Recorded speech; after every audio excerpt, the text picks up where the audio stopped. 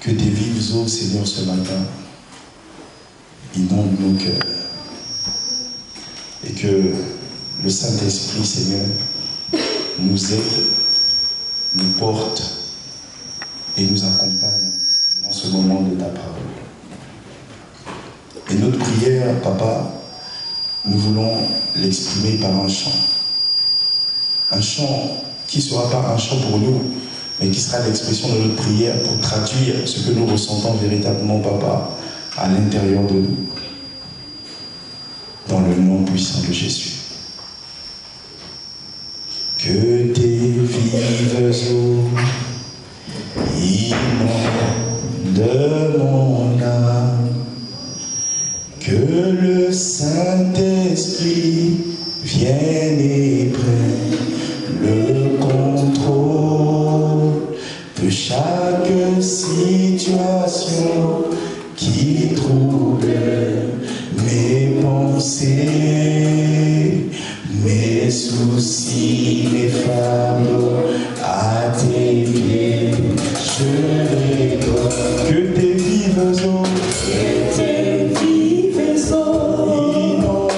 inondent mon âme, que ton esprit, que le Saint-Esprit vienne et prenne le contrôle de chaque situation qui trouble mes pensées,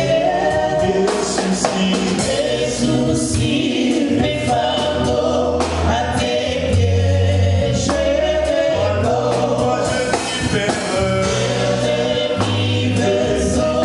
Seigneur, inonde malgré les soucis, Seigneur. La parole me change. Seigneur, je ne sois pas comme celui qui a reçu la parole. Sur la terre, il y avait des pierres. C'est la parole. C'est qui en sorte la processus de la vie. Seigneur, qu'il ne soit pas le cas de mon frère ce matin. Qu'il ne soit pas mon frère ce matin. Alors que je vais prospérer. Moi aussi.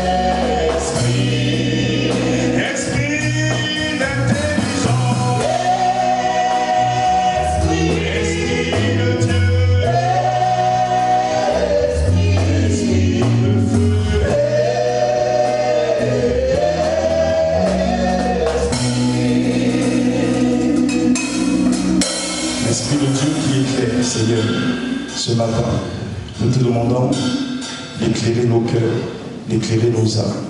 Aide-nous, Seigneur, à recevoir la parole avec douceur. Car la Bible dit, recevez avec douceur cette parole, car elle a la capacité de sauver vos âmes. Ne nous laisse pas être endurcis, Seigneur, par notre système de pensée. Je sais qu'à travers cette parole, Seigneur, que j'ai reçue, beaucoup ne diront pas Amen, parce que nous allons tous, chacun de nous va se reconnaître dedans. Mais Seigneur, donne-nous d'être sincères et d'être honnêtes ce matin, afin que la vérité de ta parole nous éclaire et nous sorte, Seigneur, afin que nous puissions briller pour la gloire de ton nom. Ainsi nous avons prié et nous disons Amen. On acclame Jésus. Alléluia.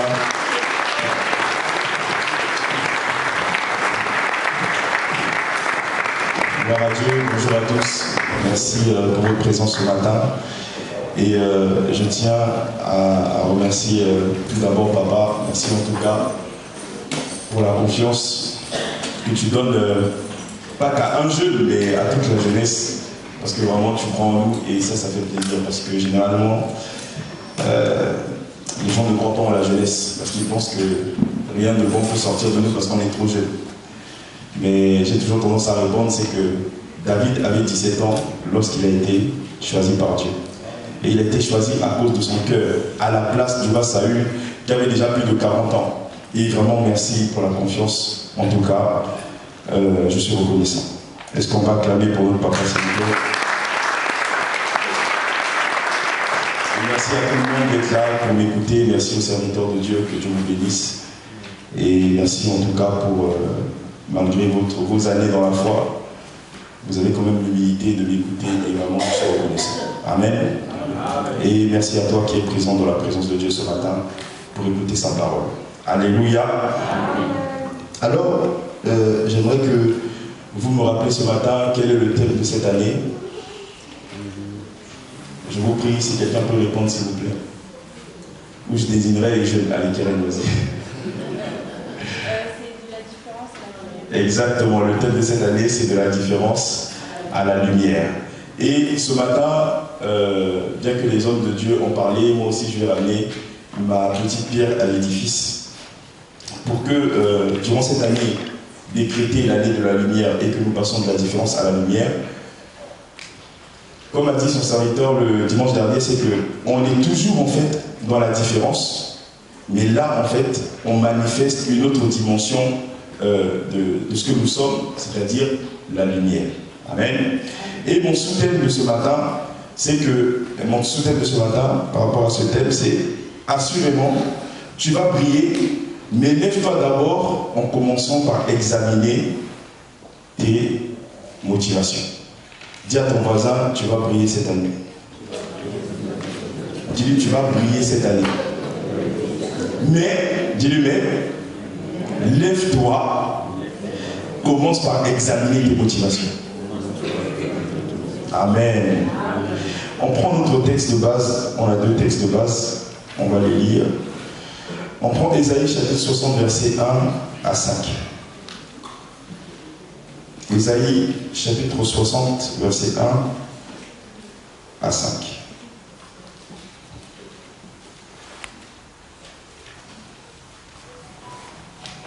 Si vous y êtes, je vais lire au nom de Jésus. La Bible dit dans Ésaïe 60, 1 à 5, la Bible dit « Lève-toi, sois éclairé, car ta lumière arrive, et la gloire de l'Éternel se lève sur toi. Voici les ténèbres couvrent la terre, et l'obscurité les peuples. Mais sur toi, l'Éternel se lève, sur toi, sa gloire apparaît. » Verset 3. « Des nations marchent à ta lumière, et des rois à la clarté de tes rayons. Porte tes yeux alentour et regarde, tous ils s'assemblent, ils viennent vers toi. Tes fils arrivent de loin et tes filles sont portées sur les bras. » Verset 5. Tu tressailleras alors et tu te réjouiras, et ton cœur bondira et se dilatera quand les richesses de la mer se tourneront vers toi, quand les trésors des nations viendront à toi. Amen. Je lis avec une autre version pour plus de compréhension. La version Semeur dit « Lève-toi, resplendis, car voici ta lumière, car sur toi s'est levée la gloire du Seigneur. Voici que les ténèbres couvrent la terre et une nuée sombre couvre les peuples. Mais sur toi, l'Éternel se lèvera lui-même comme un soleil, et l'on verra sa gloire apparaître sur toi. Des peuples marcheront à ta lumière, et des rois à cette clarté qui s'est levée sur toi. Regarde autour de toi et vois, ils se rassemblent tous, ils viennent jusqu'à toi. Tes fils viennent de loin, tes filles sont portées comme des enfants sur la hanche. Tu le verras alors, tu brilleras de joie, ton cœur tressaillera et se dilatera, car les richesses que transportent les vaisseaux sillonnant la mer seront détournés vers tes ports. Les trésors des nations arriveront chez toi. Amen. Le deuxième texte que vous connaissez, le texte de base aussi, Éphésiens chapitre 5. On va prendre Éphésiens chapitre 5, versets 6 à 14. On lit la parole pour planter le décor et ensuite On va partager. Éphésiens chapitre 5. Éphésiens chapitre 5, verset 6 à 14. Parce que notre texte de base, c'est Éphésiens 5, 14. Donc on commence par le verset 6 pour avoir le contexte du passage. Éphésiens chapitre 5, verset 6 à 14. La Bible dit que personne ne vous séduise par de vains discours. Car c'est à cause de ces choses que la colère de Dieu vient sur les fils de la rébellion. N'ayez donc aucune part avec eux. Autrefois, vous étiez ténèbres, et maintenant vous êtes lumière dans le Seigneur. Marchez comme des enfants de lumière. Verset 9. Car le fruit de la lumière consiste en toutes sortes de bonté, de justice et de vérité. Examinez ce qui est agréable au Seigneur et ne prenez point part aux œuvres infructueuses des ténèbres, mais plutôt condamnez-les. Car il est honteux de dire ce qu'ils font en secret, mais tout ce qui est condamné est manifesté par la lumière. Car tout ce qui est manifesté est lumière. Verset 14. C'est pour cela qu'il est dit, réveille-toi, toi qui dors, réveille-toi d'entre les morts, et Christ t'éclairera. Amen. Amen. Vous voyez, ces deux passages parlent de la lumière. Mais dans les deux textes, il y a 4 vérités qui ressortent de ces passages. Ok? Il y a 4 vérités qui ressortent de Ésaïe 60. La première des choses que Dieu dit, c'est que la première vérité, c'est que les ténèbres recouvrent la terre et l'obscurité ses peuples. Mais vous voyez, bien que Dieu apporte la précision sur ce qui se passe sur la terre, ce n'est pas pour autant que Dieu se retrouve intimidé par les ténèbres qu'il y a sur la terre. Amen. En fait, il est juste en train de faire une description de ce qui est. Mais ce n'est pas pour autant que lui, ça l'intimide. Il n'a pas peur de ça. Il sait qu'il a fait un constat, c'est ce qui se passe. Ok, je sais qu'il y a les ténèbres qui recouvrent la terre et l'obscurité des peuples. Ok, mais je veux répondre en manifestant la lumière. Amen. C'est la première vérité. La deuxième, c'est que la réponse de Dieu à ce règne des ténèbres, c'est toi et moi. Amen. Amen.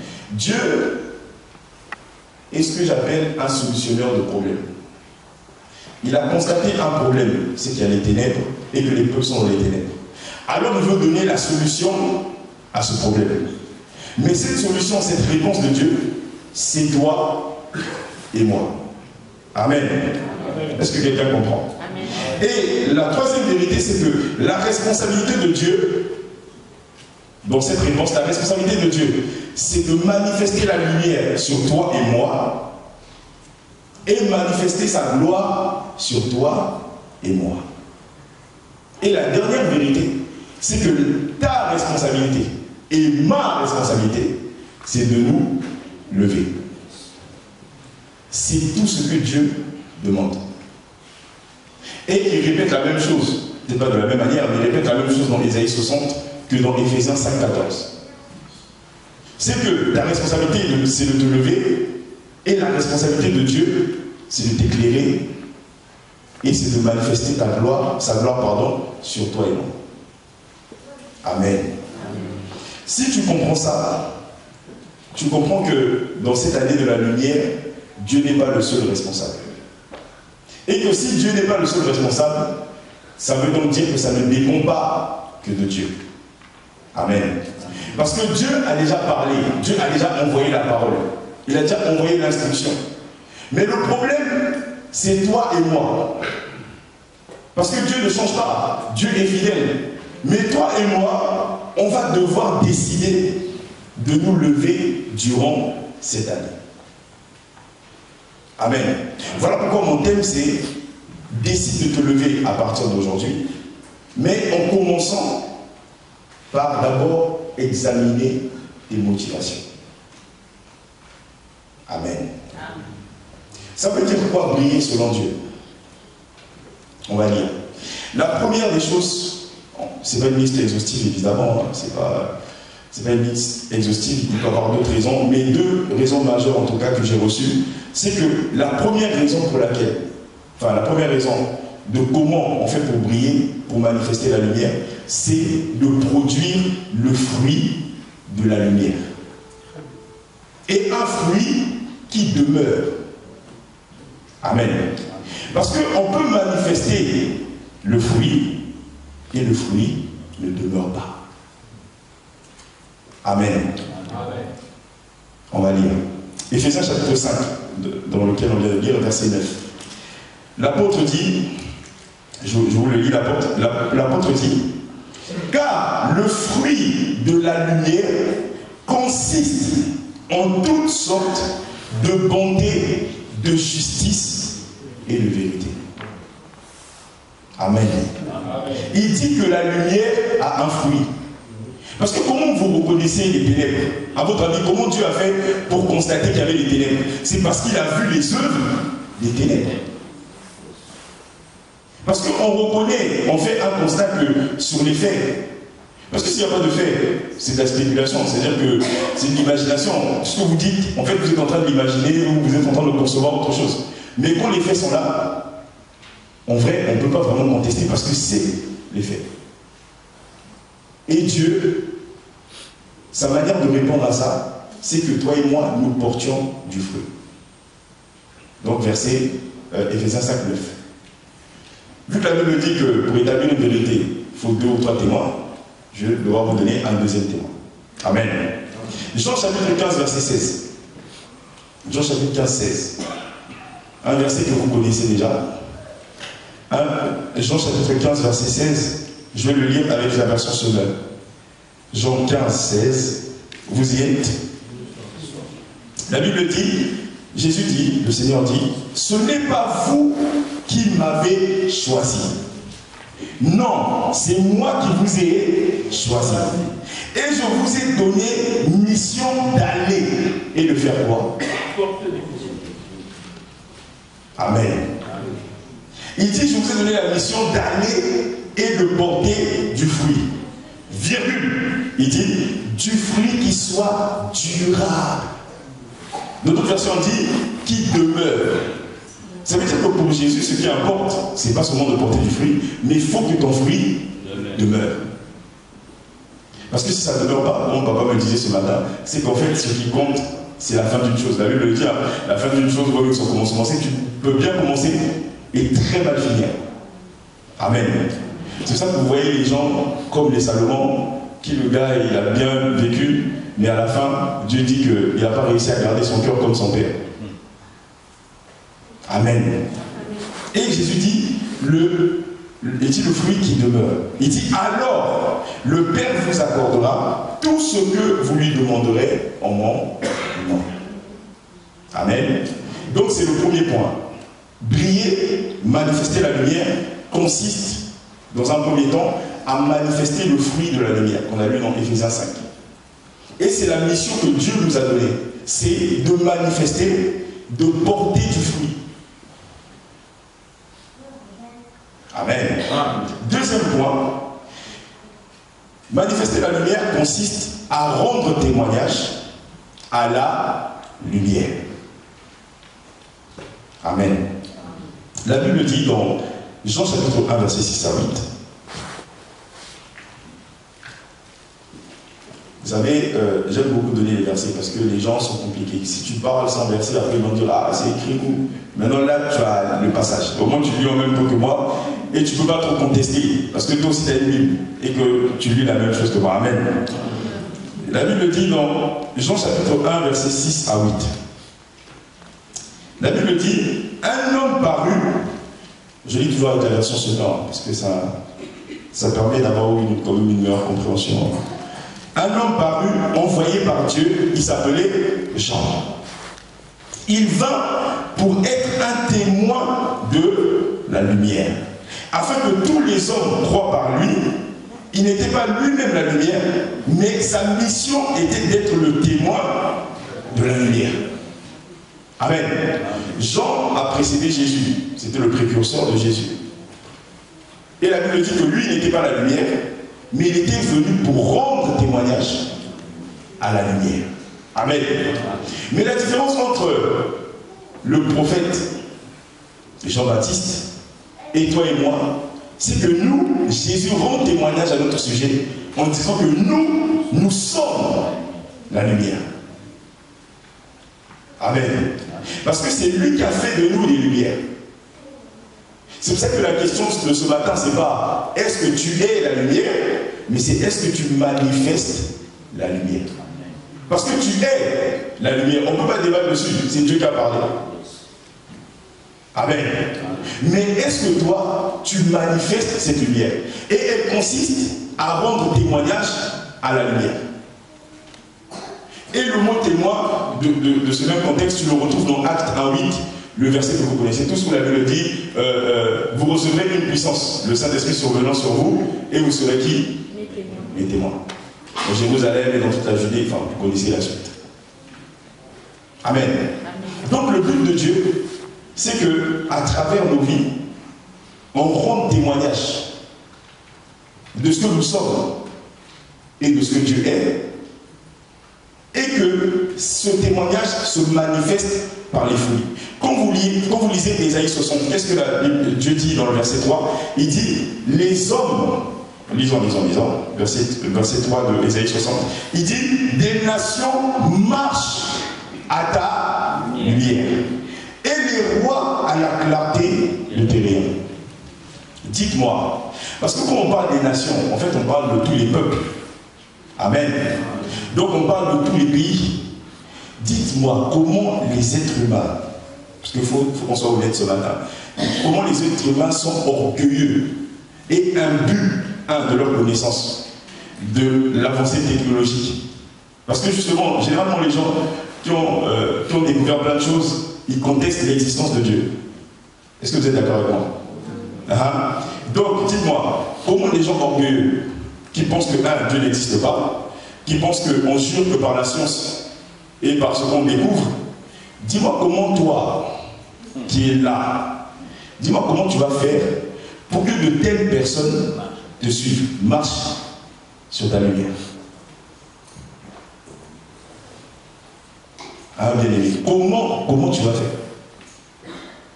Parce que ils ne vont pas t'écouter, parce qu'ils pensent que tu es un religieux, mais dis-moi comment ils vont faire pour marcher à la suite de ta lumière. Et la Bible dit les rois. Aujourd'hui, c'est vrai qu'il n'y a plus de roi, mais tu peux le remplacer par président ou qui tu veux, n'importe quelle autorité d'un pays. Dis-moi comment ces gens vont venir. La Bible dit quoi? La Bible dit et des rois à la clarté de tes rayons. Si tu ne manifestes rien, personne ne te suivra. Et encore moins les païens. Est-ce que quelqu'un comprend? Parce que tu vois, faut des fois, nous sommes des croyants, et comme nous avons l'habitude de dire, on n'est pas des religieux. C'est pour ça qu'il faut observer le monde autour de vous. Et comment ça fonctionne. Il ne faut pas être là, non, il faut regarder, observer.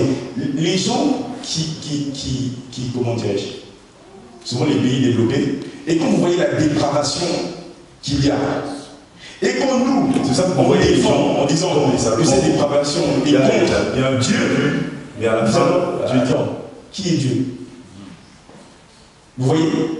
Qui est Dieu? Et même s'il demande qui est Dieu, bon, dis-moi, comment tu vas répondre à ça? Ah bien aimé, soyons sincères. Comment tu vas répondre à une telle question? Amen. Mais c'est que, parce que tu as déjà donné la solution, c'est que en manifestant le fruit de la lumière et les œuvres de Dieu, que ces gens-là seront obligés de reconnaître et de marcher à la suite de ta lumière. Ça veut dire que si tu ne brilles pas, si toi et moi on ne brille pas, on est en train de bloquer l'avancement du royaume de Dieu. Et Dieu n'est pas responsable. Mais toi et moi devant Dieu, on sera responsable. Parce que tu vas dire, moi j'ai déjà dit, lève-toi, qu'est-ce que tu as attendu pour te lever? Amen. Amen. Amen. Et c'est ce que Dieu dit. Et il dit que le but de Dieu, c'est que justement ceux qui sont dans les ténèbres sortent des ténèbres. Mais comment ils doivent sortir des ténèbres? Il faut qu'ils suivent la lumière de quelqu'un. Mais il s'avère que beaucoup de chrétiens aussi sont dans les ténèbres. Bon, dites-moi, comment tu vas? Comme dit Jésus, comment un aveugle peut conduire d'autres aveugles? Vous tous, vous allez dans un trou. Amen. Ça veut dire qu'il faut une lumière pour sortir les gens des ténèbres. Parce qu'au moins, de loin, on voit la lumière. Même si on est dans les ténèbres, de loin, on voit la lumière.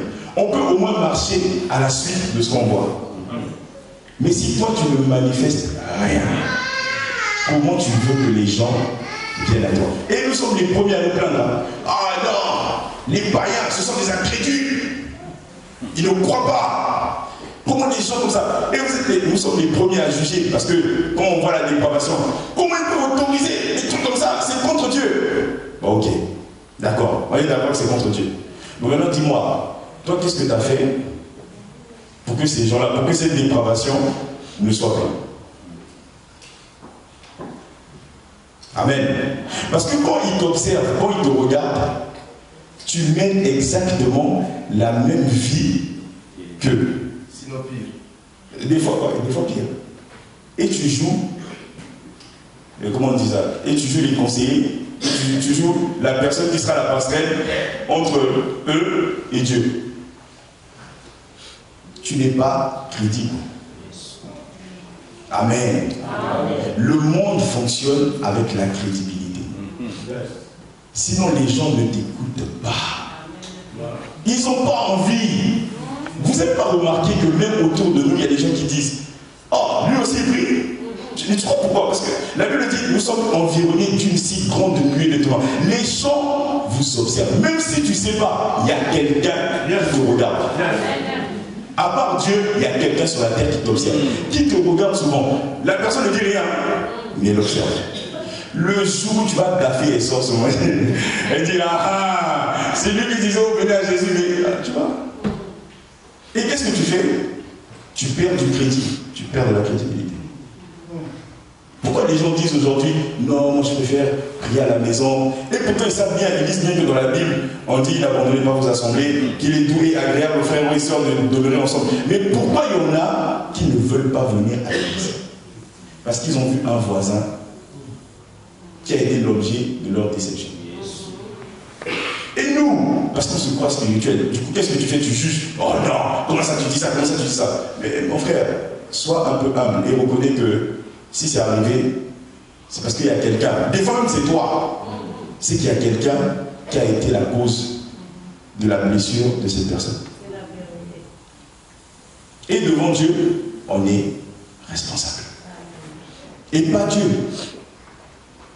Amen. Amen. Parce que le problème des chrétiens, non pas des chrétiens, le problème des religieux, c'est que c'est toujours Dieu le problème. Soit c'est Dieu, soit c'est le diable. Jamais eux. Parce que eux, ils n'ont aucune responsabilité.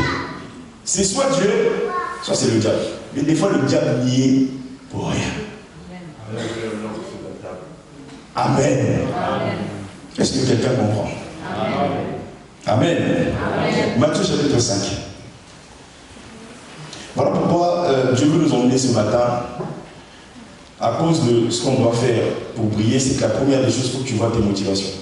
Parce que le jour où les gens vont découvrir le pourquoi tu as fait des choses, et que s'ils découvrent que ce n'était pas des bonnes motivations, ils vont retourner dans le monde. Amen. On y va. Matthieu, chapitre 5, verset 13 à 16. Voici ce que Dieu dit.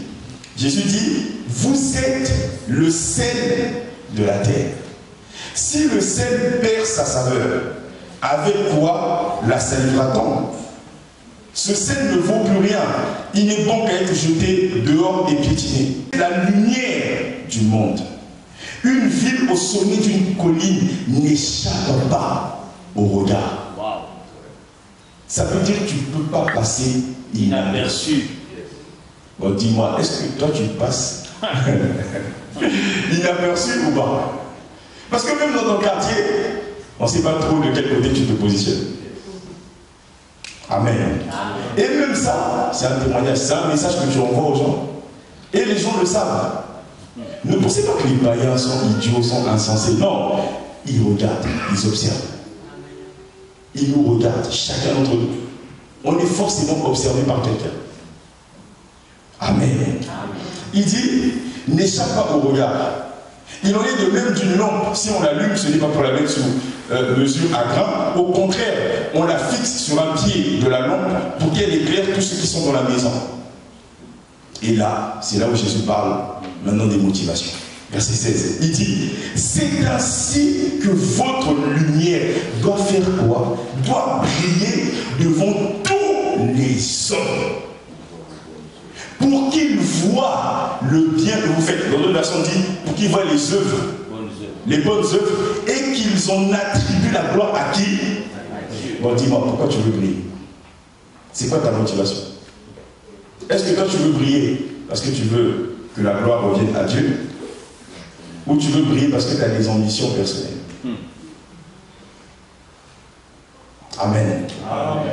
Et chacun de nous, si on est honnête, en tout cas moi je dois avouer, si on est honnête, je ne vous demande pas d'avouer, mais je vous demande de reconnaître dans votre cœur, si vous êtes honnête et que vous savez que Dieu sait tout et voit tout, chacun de nous, il est fort probable que tu aies eu des mauvaises motivations pour lesquelles tu veux briller.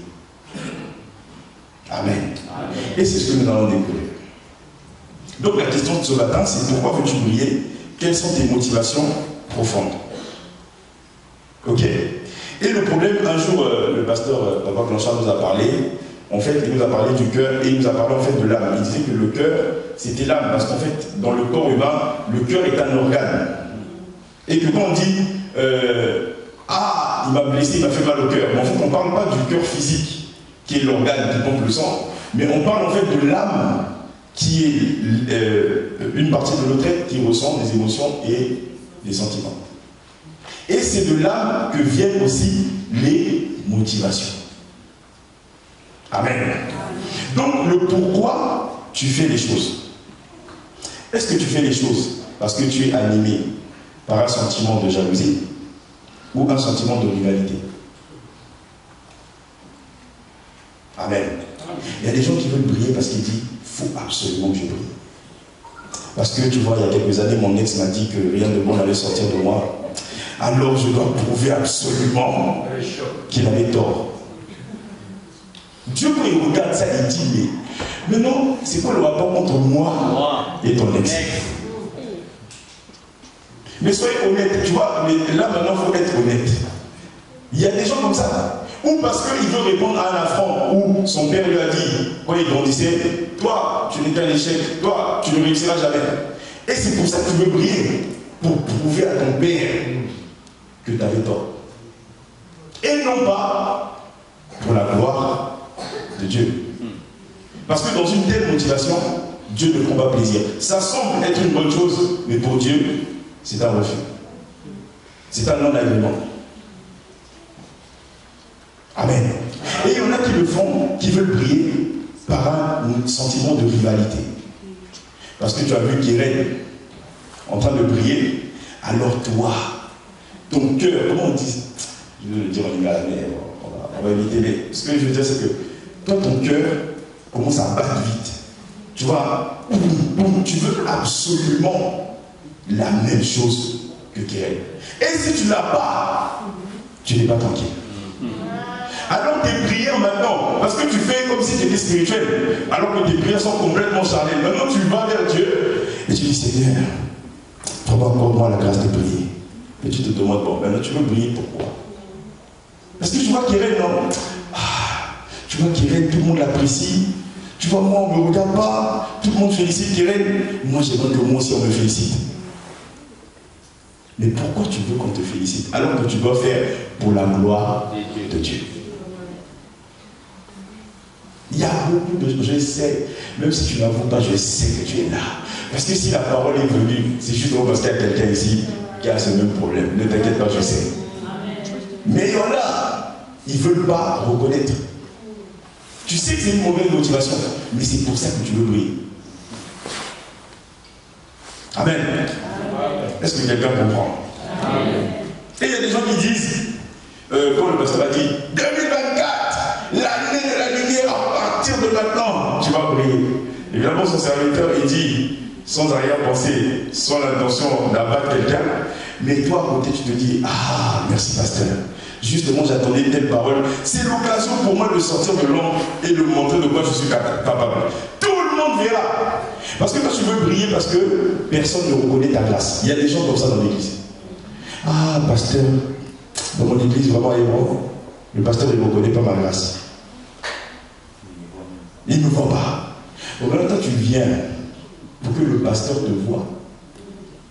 Et tu sais, le problème, c'est que tu es hypocrite. Parce que si tu manifestais le fruit, ça n'allait pas passer inaperçu. On t'aurait remarqué. Que tu le veuilles ou que tu ne le veuilles pas. Quelqu'un qui porte du fruit, on voit. Même si tu ne l'aimes pas. Voilà pourquoi je dis toujours, hein, la semence peut être contestée. Mais tu ne peux pas contester le fruit. Parce que tu as vu. Et tu ne peux pas contester. Tu peux me dire, l'avocatier, on a planté, comment on appelle ça, le noyau de l'avocat, on l'a planté, allez, on a un avocatier qui donne des avocats. Tu ne peux pas me dire après que l'avocatier donne des avocats, tu dis non, c'est la mangue. Non, c'est que tu es faux. Parce que le fruit qui est sorti, c'est l'avocat, qui dépend de la semence qui a été plantée. Voilà pourquoi ça ne sert à rien de faire les choses par esprit de rivalité. Et c'est ce que la Bible dit, par esprit de rivalité et de jalousie. Parce que si tu as un problème, parce que tu as grandi dans un environnement où personne ne t'a regardé, personne ne t'a calculé, amen, ne t'inquiète pas. Si Dieu t'a fait naître de nouveau, ça veut dire qu'il a été le premier à te calculer. Et si, même si les hommes ne t'ont pas vu, le fait qu'il t'ait déjà sauvé, c'est qu'il a été le premier à te voir. Et que tu n'as besoin de personne d'autre. Mais ton problème, c'est quoi? Ton problème et mon problème, c'est quoi? C'est qu'on veut maintenant que le pasteur reconnaisse. Il faut que le pasteur monte sur la chair et dise vraiment, je suis content du frère X. Toi, si on ne te dit pas ça, alors tu dis non, franchement, je travaille pour rien. Il faut que j'arrête souvent de venir balayer l'église, quoi. Parce que le pasteur ne dit pas ça au niveau. Mais tu as un problème. Ça veut dire que ce que tu fais, tu penses le faire pour Dieu, mais tu le fais avec des mauvaises motivations. Et Dieu n'agrée pas. Et comme Jésus dit, tu as déjà reçu ta récompense. Donc vu que tu cherches que les hommes te récompensent, Dieu ne peut plus te récompenser parce que tu as déjà reçu ta récompense. Parce que si tu... Le problème c'est quoi? C'est que si tu manifestes le fruit, le pasteur va voir. Vous savez, on est nombreux ici, hein? Mais il y a des gens qui se distinguent par ce qu'ils produisent, par le fruit qu'ils manifestent. Amen. Est-ce que quelqu'un comprend? Amen. Il y a des gens qui se disent, je veux briller. Il y en a beaucoup dans l'église. Pas seulement dans tout le corps de Christ. La Bible dit, excusez-moi, oh Jésus. C'est mon point qui dit, je veux briller cette année, je vais avoir un titre. Je vais devenir responsable dans l'église. Certainement, j'aurai la tête d'un département pour prouver que moi je fais mieux que les autres. Parce qu'il y a une catégorie de chrétiens, tout ce qui sait faire, c'est critiquer les gens. Yes. Ah non, mais tu sais que lui, il n'a pas bien fait. Le pasteur l'a nommé responsable. Je trouve qu'il ne fait pas bien son travail. Mais tu sais ce qui est drôle, c'est que les gens comme ça, une fois qu'on va enlever la personne en place, et qu'on va te prendre toi et te positionner, tu finis essoufflé. Et tu finis par détruire là où on t'a placé. Mais tu as été le premier à critiquer les autres. C'est pour ça qu'avec le temps, en grandissant, j'ai compris que au début, moi, je critiquais beaucoup les riches. Hein. Parce que je suis pauvre. Enfin, je ne suis pas pauvre. Oh, non, mais je suis. Je suis riche. Amen. Mais c'est parce que peut-être que, bon, on va dire, je n'ai pas manifesté le niveau des richesses. Mais le problème, c'est que quand tu critiques les riches en disant, ouais, mais pourquoi il fait ça avec son argent, pourquoi ceci? Généralement, c'est parce que toi, tu n'es pas encore retrouvé dans la même situation que cette personne. Parce que si tu te retrouves dedans, qu'est-ce qui te garantit que tu feras mieux? Parce que jusqu'à preuve du contraire, on ne sait pas encore. Amen. Voilà pourquoi toi qui critiques, surtout quand tu critiques les autres. Non, il est tombé dans l'adultère, il est tombé dans ceci, il est tombé dans ceci. Bon, ok. Toi, c'est parce que personne ne te drague. Parce qu'il y a, non, mais oui, parce qu'il n'y a pas encore la lumière sur toi. Mais quand tu vas éclairer et que les sisters et les frères vont commencer à venir, où tu n'as pas besoin de demander, il y a des sœurs qui disent, ah vraiment mon frère, moi j'étais bien. Ou il y a des frères qui disent, oh maman vraiment, maintenant dis-moi, est-ce que toi tu es sûr que tu vas tenir sans flancher? C'est que jusqu'à ce que ça arrive, tu n'en sais absolument rien. Exactement, papa. Comme disent les homophones, you shut up and ask a question. Donc tu te tais et tu poses la question aux autres. Amen. Est-ce que quelqu'un comprend ce que j'essaie de dire ce matin? Amen. Et il y a beaucoup de motivations comme ça. Alors ma question, c'est pourquoi par exemple tu veux chanter et tu veux jouer des instruments pour Dieu? Est-ce que c'est parce que tu veux l'argent? Parce que maintenant c'est la tendance. Est-ce que c'est parce que tu veux avoir de l'argent? Ou parce que tu veux être et tu veux manifester ce qu'on appelle la présence de Dieu pour que les gens qui adorent Dieu au son de ta voix soient transformés? Quelle est ta motivation?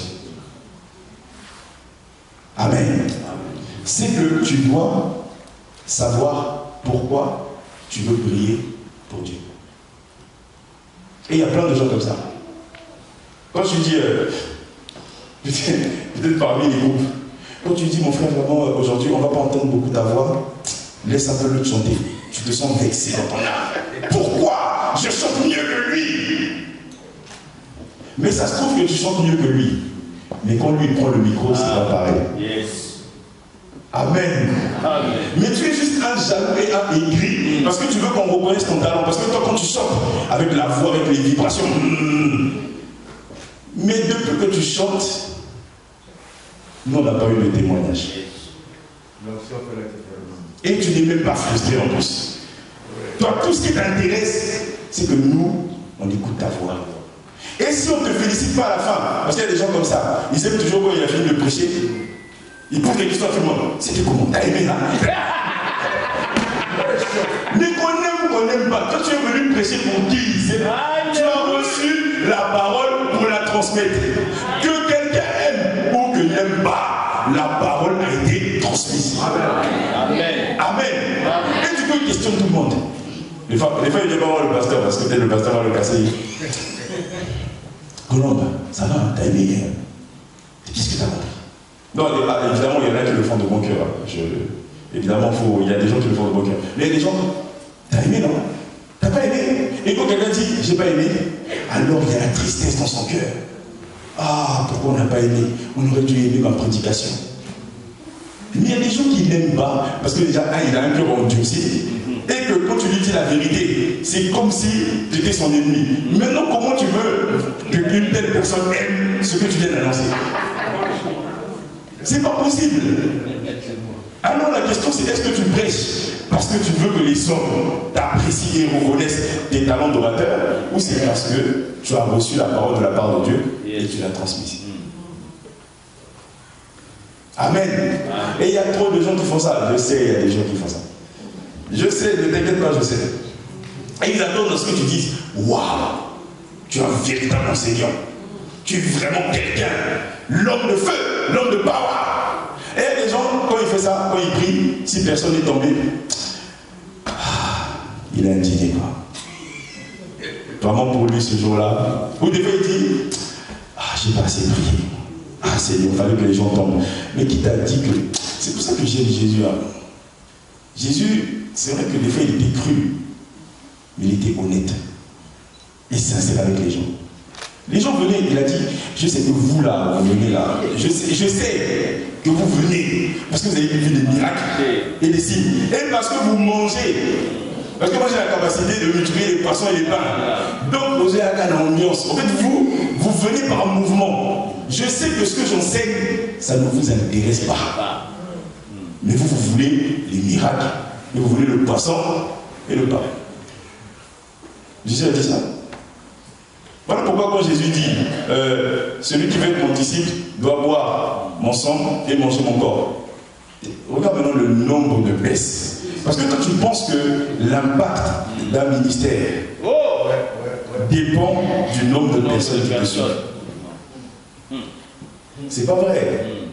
Les gens peuvent te suivre parce que tu leur donnes le pain et le poisson. Et le jour où tu arrêtes, tu vas voir. Ils vont arrêter. Ils vont dire, bon mon gars, vraiment, on était ensemble jusque-là. Mais on va aller ailleurs, là où on a le poisson et le pain. Oh, mais comment ça? Maintenant que c'est la galère, il y a toujours des gens comme ça. Et des amis comme ça, qui sont avec toi, donc tout va bien. Dès que la sécheresse frappe, c'est fini. Quand tu les appelles, c'est vraiment, ah mon frère, ah je suis au travail, j'ai pas le temps. Ah mais j'aimerais au moins partager que tu me fortifies. Tu veux que je te fortifie, je vais avoir quoi? Amen. Est-ce que quelqu'un comprend ce que je dis ce matin? Amen. Et si tu es sincère, tu sais que peut-être que c'est pas ça, mais tu as forcément une tendance à faire quelque chose que tu fais, non pas pour la gloire de Dieu, mais parce que tu veux les faire paraître. Amen. Pourquoi tu veux prêcher? Est-ce que parce que tu veux que les gens reconnaissent tes talents d'adorateur, ou tu veux les prouver que tu es meilleur que les autres? Parce qu'il y a des prédicateurs comme ça. Par exemple, quand je prêche là, lui il est déjà en train de faire une note. Non, il note pas ce que je dis. Il note pas ce que je donne. Il note tous les points qu'il peut critiquer. Alors que des fois, il ne peut pas mieux faire. Mais son travail, c'est vraiment bien fait. Critiqueur 24 heures sur 24. La chaîne ne s'arrête pas, donc il y a des rotations. Il y a des gens comme ça. Alors que si on te donne le micro, même des fois, regarde, même des fois, on ne te dit même pas de préparer. On te prépare un truc. On te dit, tiens, prends le micro, monte. Allez, parle. Lis seulement.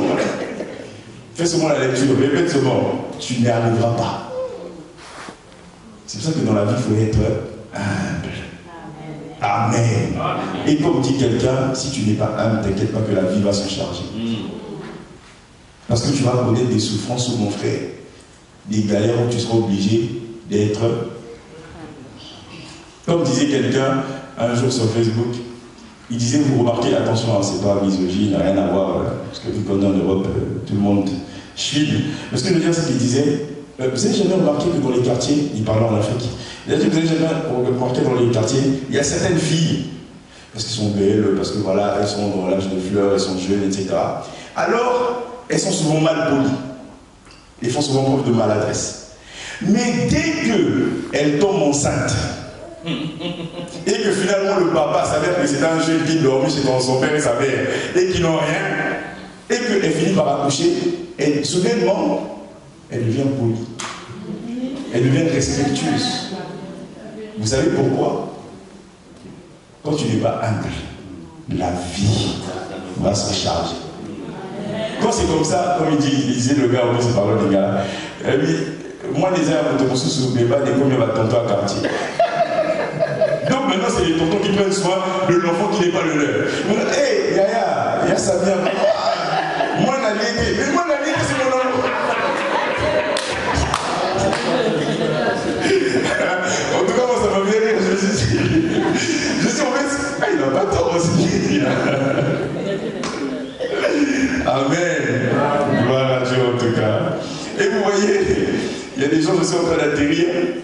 Et il y a des gens vraiment que nous savons qui font l'œuvre de Dieu pour de l'argent. Amen. Ils font ça parce qu'ils veulent de l'argent. Et il y a beaucoup de gens qui ont lamentablement échoué dans la société. Alors, deuxième plan de carrière, comment on appelle ça déjà? Reconversion professionnelle. Sa reconversion, c'est le pastorat. Maintenant, il change de direction. Il est parti faire, je ne sais pas, la chimie. À l'école, il a échoué lamentablement parce qu'il ne bossait pas. Alors il s'est dit, mon gars, il n'y a plus trop d'espoir. Bon, on a une route de secours. La Bible. Il apprend 2-3 versets. Et il vient, il commence l'église. Mon gars, tu vas mourir. Tu vas mourir. Vous savez, un jour, il y a un frère. Il y a un frère qui m'a dit, Et ça vient. Mais moi je t'aime bien. Hein. Je dis oui, bah, moi aussi je t'aime bien. Mais ça vient vraiment. Avec tout ce que tu connais là, pourquoi tu n'es pas parti faire ton église? Tu vois, comme Jésus, parce que je ne l'ai pas dit en face, comme Jésus a dit à Pierre, arrière de moi Satan. J'ai dit vraiment toi, c'est pas toi qui parles parce que je te pardonne, parce qu'il y a toujours un esprit qui commande les gens. J'ai dit toi tu as un esprit de sorcellerie. Et mais, tu vois maintenant, voilà, admettons que je fasse une telle chose.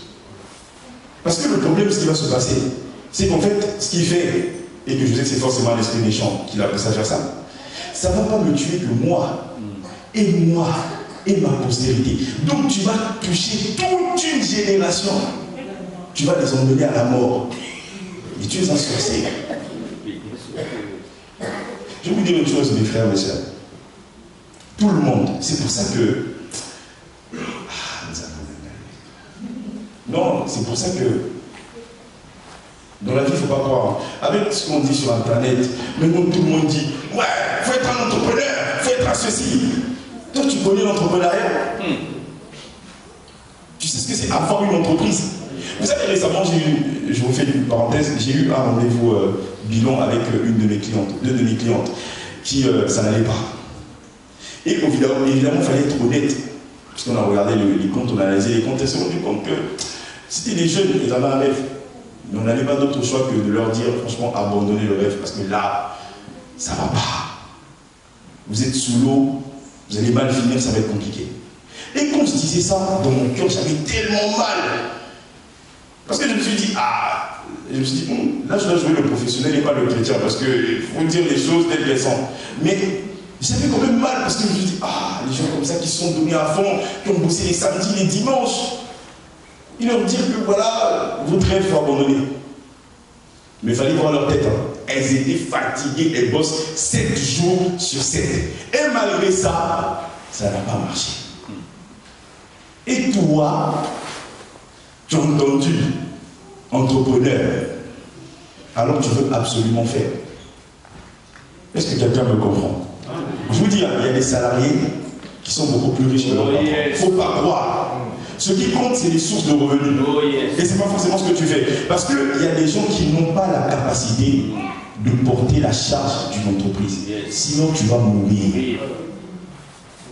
Toi, tu connais l'URSSAF?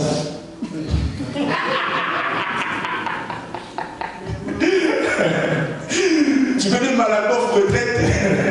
Quand tu vas payer les charges, mon gars, tu vois, il y en a, et bon, ces personnes-là faisaient des sacrifices parce qu'elles ne prenaient plus le salaire.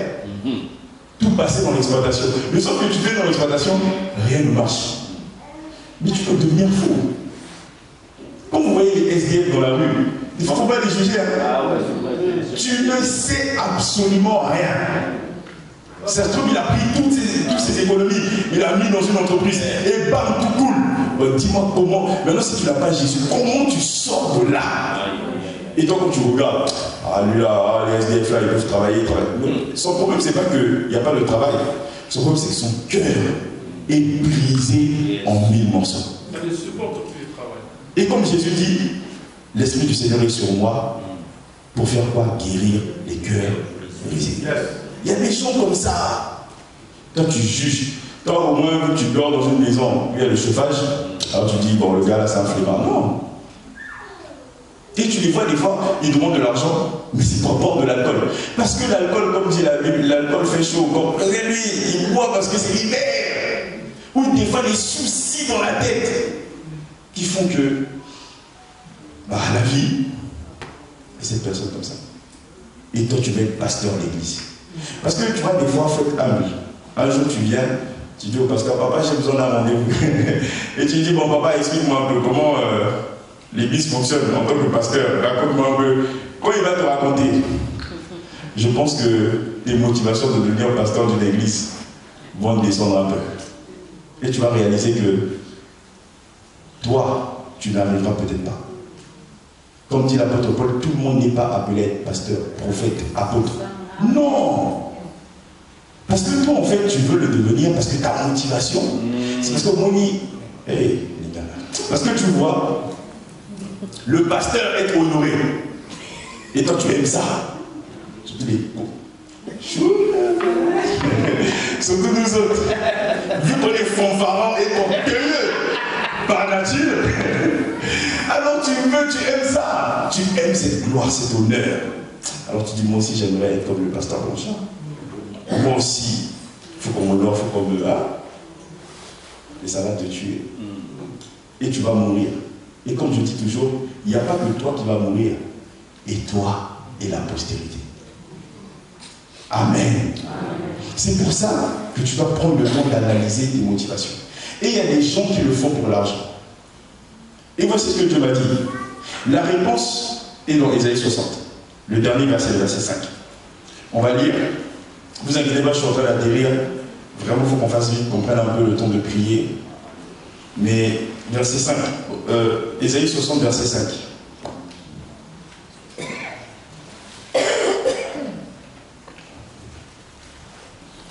Et voyez ce que Dieu annonce.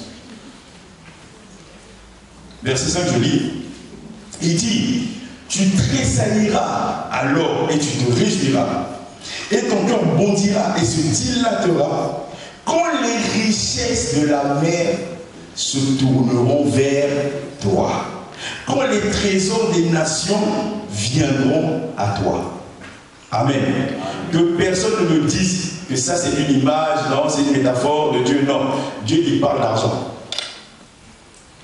Amen. On ne parle pas de, c'est pas une image, non, il parle de l'argent. C'est ça. C'est comme j'ai dit à la jeunesse, souvent on a tendance à utiliser l'expression, quand on te demande, oh tu vas où ce matin? Ah, mon frère, je vais chercher l'argent. On a souvent cette manière de parler. Mais là, Dieu te montre que il y a des trésors qu'on ne cherche pas, qui viennent à toi. Parce que je vous donne un exemple. Si un jour, tu brilles et que Dieu te donne la capacité d'avoir une sagesse divine et que tu sois quelqu'un comme Daniel, le jour où le président d'un pays aura un problème et que tu seras le seul, j'ai bien dit le seul, à solutionner, comme avec Daniel, je peux te dire, mon frère, qu'on te donnera de l'argent. Tu vois comment Dieu bénit les gens? Parce que toi, tu veux manipuler les gens, conspirer contre les gens pour avoir de l'argent. Tu veux devenir chef pour avoir de l'argent. Quand tu fais ça, même si tu réussis à avoir de l'argent, ça ne durera pas. Tu finiras par retourner dans l'état dans lequel tu étais auparavant.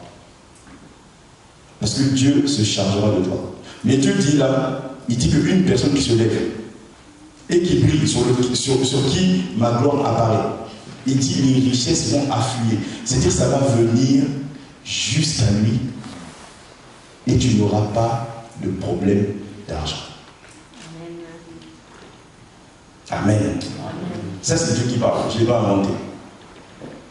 Mais si tu es le genre de personne comme les Géasi, où le prophète dit, on ne veut pas de ton argent, on ne veut pas de tes présents, et que toi, vu que tu es un manipulateur et un menteur et un conspirateur, tu viens derrière, tu dis à Naaman, ah, mon maître m'a envoyé ceci, cela, il faut que tu me donnes l'argent, etc., etc. Et qu'on te donne, finalement, tu finis par avoir la lettre de la personne pour venir te guérir. Et c'est comme ça que tu as tué ta vie, tu as tué ton histoire. C'est pour ça que ce matin, il faut que tu prennes le temps de réfléchir et d'observer. Parce que tu sais, quand tu vois dans ton cœur, tu sais qu'il y a probablement des choses comme ça, Dieu te demande une chose. Et le problème, c'est que la religion ne nous a pas appris à être sincères. Parce que la religion, par définition, c'est l'hypocrisie et la fausseté. Tout le monde, enfin la plupart des gens sont faux. On est obligé de faire semblant. On est obligé de faire semblant.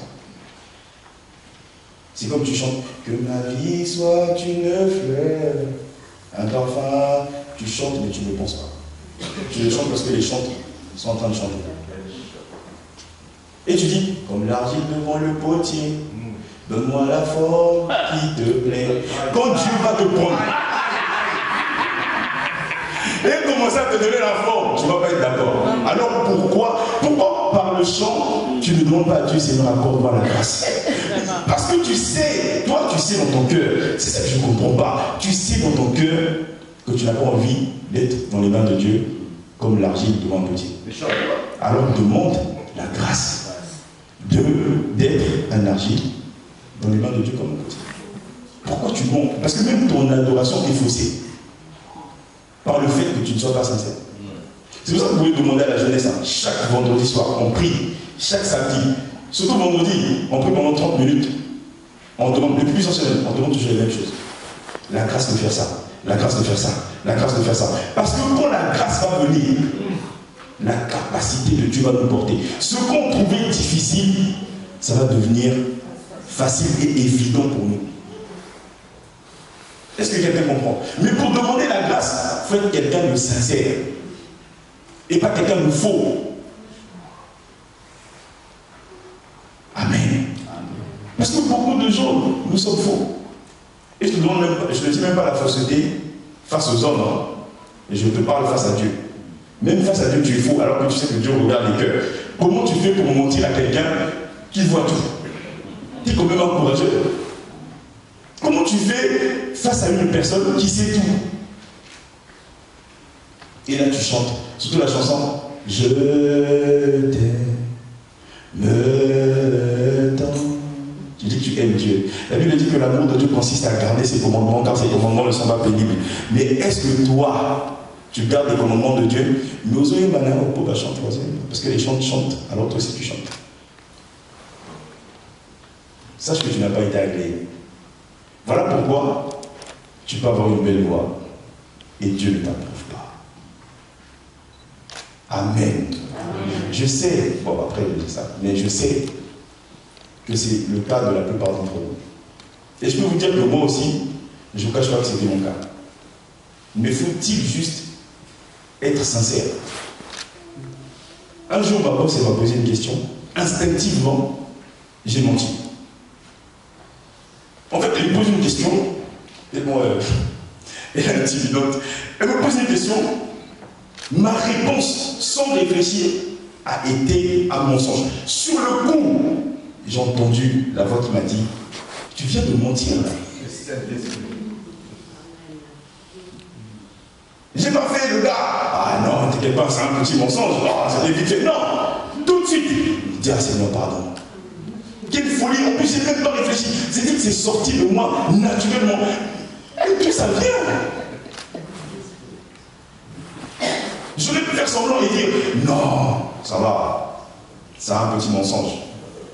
Mais il n'en demande pas moins que tu viens de mentir. Et si Dieu a pointé du doigt, c'est-à-dire que Dieu sait qu'il faut demander pardon. Et toi tu ne demandes même pas pardon. Toi tu attends que papa se souvent dise, demande pardon au Seigneur. Et là, ah Jésus, pardonne-moi.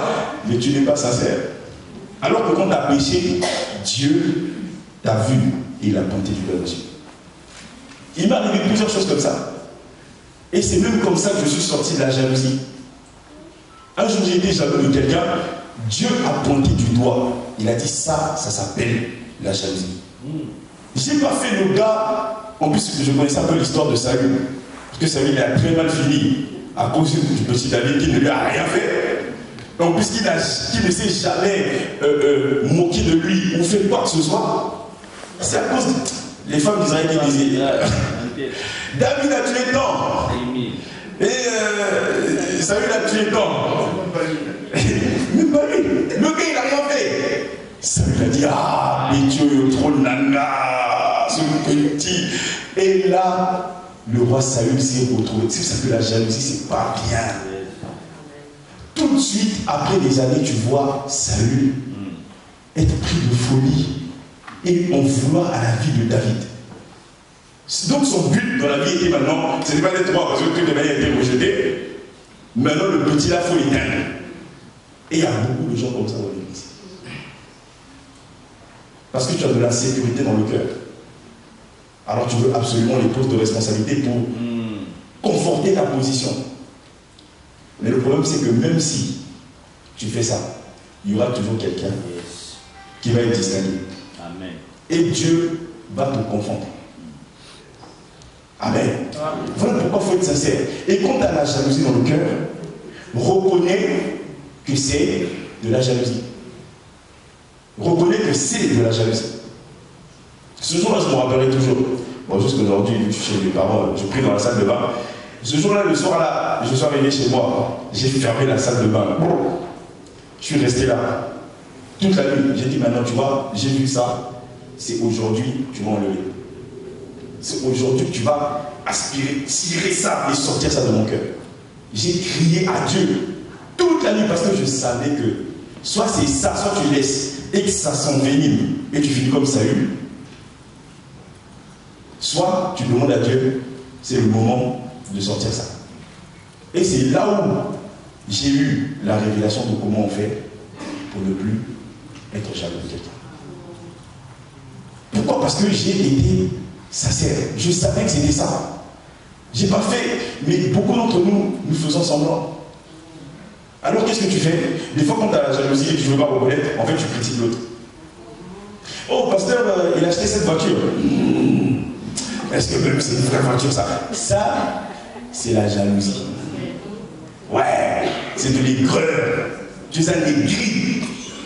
Toi tu es quelqu'un. Toi tu veux que ça soit toi. Mais vu que c'est pas toi, parce que tu aimes que les regards soient pointés sur toi, mais vu que c'est pas toi qu'on regarde, alors tu critiques. Et les gens sont comme ça. Même dans les églises. Un jour, il y a une soeur qui me disait, ouais, ça vient et tout. En fait, il critiquait le pasteur d'une église. Ok? D'une autre église. Et elle m'a dit, ouais, mais ça vient, tu sais que cet homme de Dieu là, il est ceci, cela.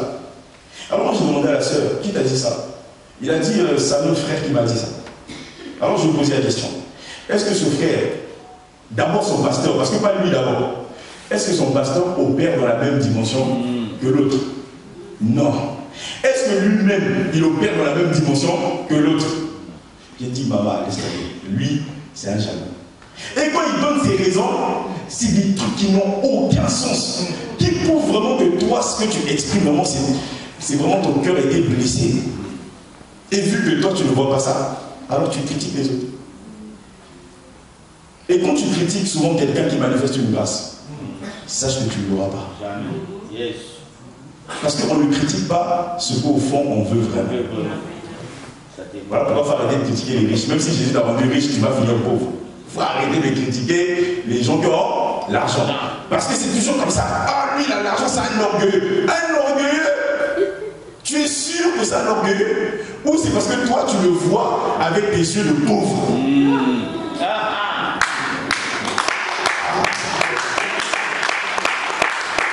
Amen. Ah oui, parce que ta perception, ta manière de voir fausse déjà ton jugement. Et quand tu vois déjà avec les yeux de pauvre, c'est fini. Tu ne trouves pas tout le monde orgueilleux. Parce que toi, t'aimerais, mais vu que tu n'as pas, alors non, pourquoi il nous parle de ça? C'est un fanfaron. Lui, c'est un orgueilleux. Bon, maintenant, tu veux qu'on te parle de quoi? Qu'on t'invente des histoires? Amen. Alors, dernier point, comment faire? C'est que quand une telle chose t'arrive, la Bible dit dans Proverbe 28, verset 13, il faut juste que tu prennes la résolution d'être une personne, d'être trouvé, une personne sincère et honnête. La Bible dit que celui qui cache ses transgressions ne prospère point. Mais celui qui les avoue et les délaisse obtient miséricorde. Je sais que tout le monde ici veut prospérer. Mais si tu veux bloquer ta prospérité, sois quelqu'un qui n'avoue pas et qui ne délaisse pas. Tu sais que tu as la haine envers les gens. Tu sais que tes motivations ne sont pas bonnes. Il faut les avouer.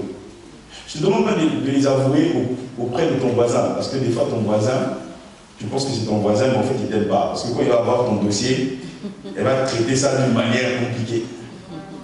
Vous comprenez? La Bible dit, avouez vos péchés les uns aux autres.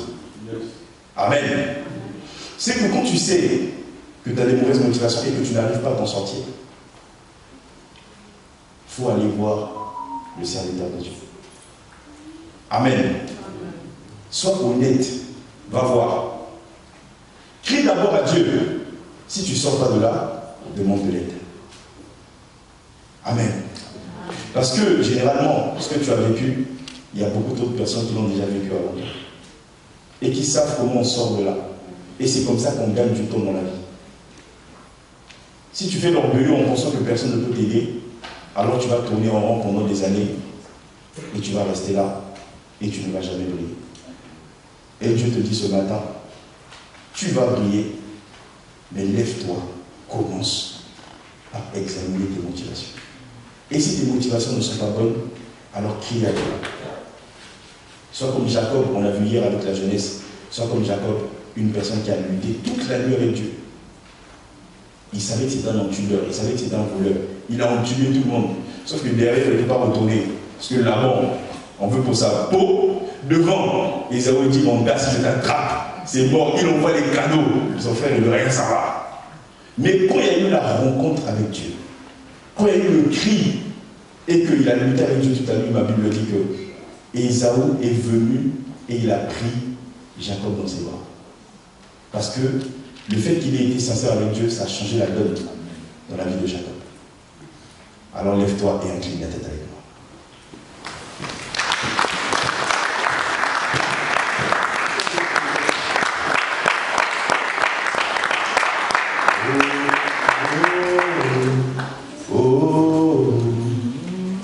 Je crie à toi.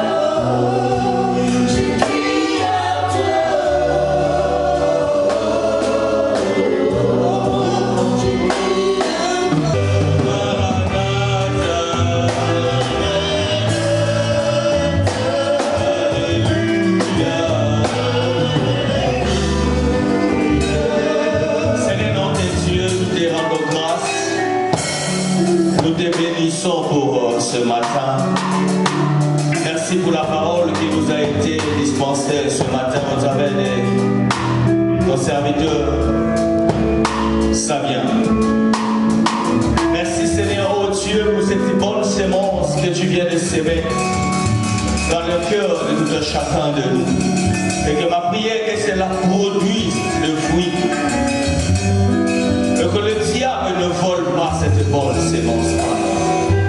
Et béni Seigneur, l'instrument que tu as utilisé, que tu l'amènes encore dans les hauteurs, que tu illumines davantage son intelligence afin qu'il ait toujours des révélations venant de toi. Et qu'il continue à être utile dans ton champ. Bénis celui qui a été dans la modération.